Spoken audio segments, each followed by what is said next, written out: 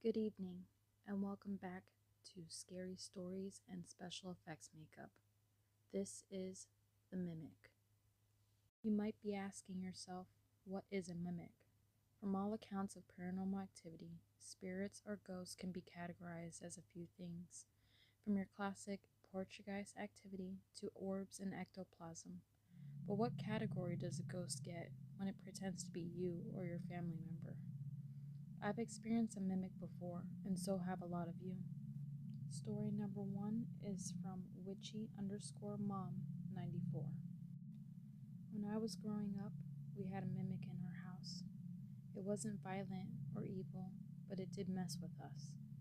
There would be times one of us heard our names being called out even though no one was home.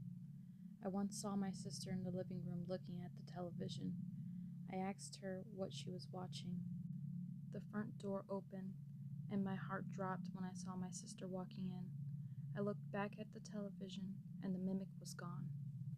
This second story is my personal story. It takes place in Claremont, Florida.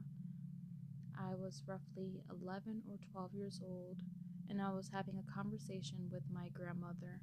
The air was light, and the conversation was lighthearted. As we were communicating, I felt 2 hard tugs at the bottom of my shirt. I assumed that it was my little sister, who was 5 years old at the time. I ignored her and continued on with the conversation with my grandmother. About 5 minutes later, I felt the tugging at the bottom of my shirt again. This time, I said out loud, "I don't want to play." My grandmother turned her head to look into her bedroom, which she could see from the kitchen, and responded, "Your sister's in my bedroom." At the time, I didn't think much of what my grandmother said and decided to look down. As I looked down, I saw what appeared to be my sister, but it wasn't my sister.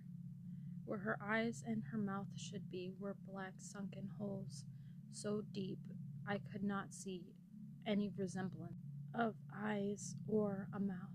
As I became face to face with this mimic, I was so scared I went to go scream. As I was inhaling to scream, it rose its hand and hit me on the thigh. I screamed and pushed myself off of the bar stool, landing to the ground. As my hand went through my vision, it disappeared. As my body hit the ground, my grandmother rushed over out of the kitchen to my side. "Oh my gosh, are you okay?" is what she said to me.